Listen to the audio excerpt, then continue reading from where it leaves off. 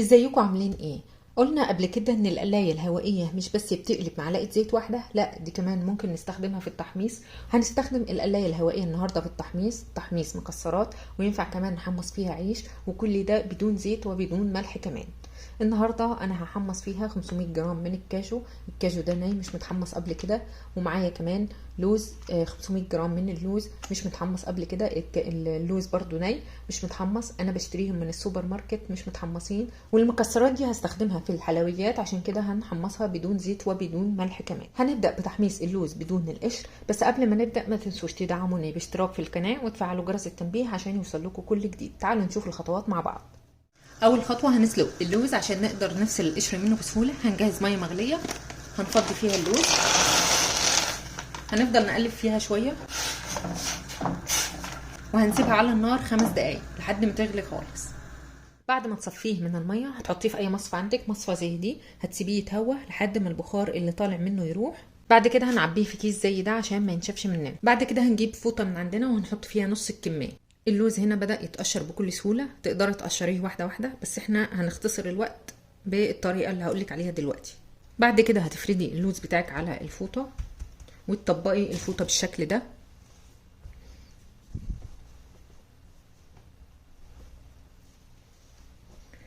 بعد كده هتعملي في الفوطة كده، تفضلي تدعكي في الفوطة، كرري بقى الطريقة، اعملي كده، افركي جامد.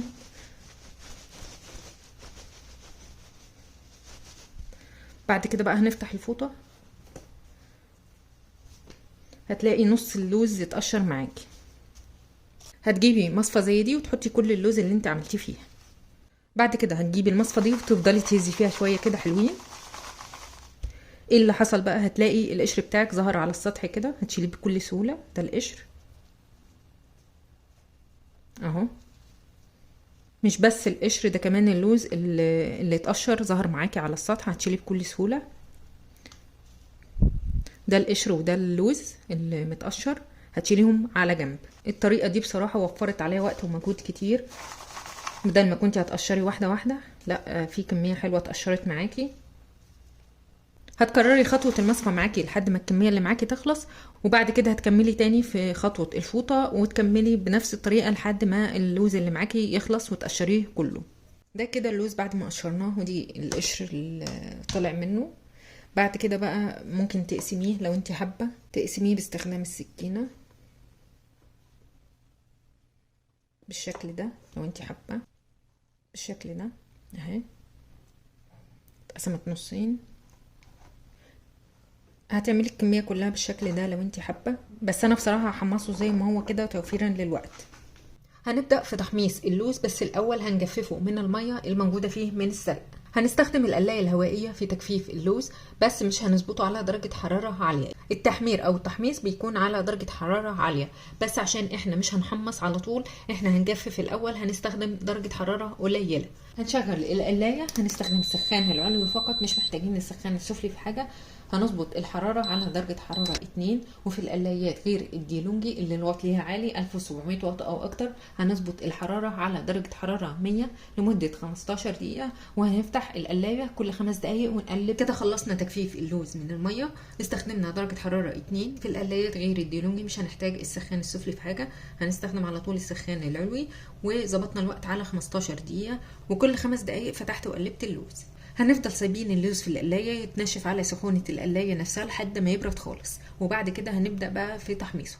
كده عندي اللوز نشف تماما من المية، هنبدأ بقى مرحلة التحميص. التحميص بيكون على أعلى درجة حرارة. هنشغل القلاية، هنستخدم السخان العلوي فقط على درجة حرارة 4 في القلاية ديلونجي. في القلايات غير الديلونجي هنستخدم درجة حرارة 200 أو أعلى درجة حرارة موجودة في القلاية. هنظبط الوقت على 15 دقيقة، وكل شوية هنفتح ونقلب.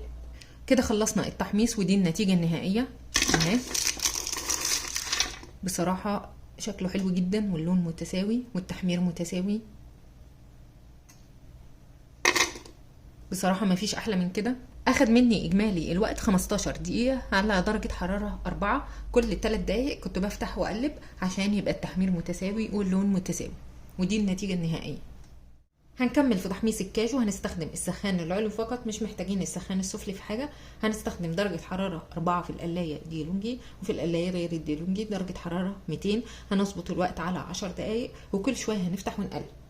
كده خلصنا تحميص الكاجو كمان، اخد حوالي 10 دقايق على درجة حرارة 4 مع التقليب المستمر كل دقيقتين او 3. واستخدمنا السخان العلوي فقط، ما احتاجناش السخان السفلي في حاجة. ونراعي في القلايات غير الديلونجي ان هو هياخد وقت اقل من كده بشوية. دي النتيجة بصراحة حاجة تحفة. التحمير حلو جدا، اللون متساوي زي ما احنا شايفين. بصراحة التحميص حلو جدا في القلاية، ما بياخدش وقت، وغير كده فيه راحة. هو قلبنا كل شوية، بس النتيجة حلوة جدا بصراحة. يعني زي ما انتوا شايفين اللون متساوي، وغير كده الطعم حلو جدا. بتمنى تكونوا استفدتوا من الفيديو. لو عندكم اي سؤال سيبوهولي في التعليقات وهرد عليكم فورا. وما تنسوش تدعموني بلايك او كومنت على الفيديو، تشتركوا في القناة وتفعلوا جرس التنبيه عشان يوصل لكم كل جديد. وشكرا لكم جدا.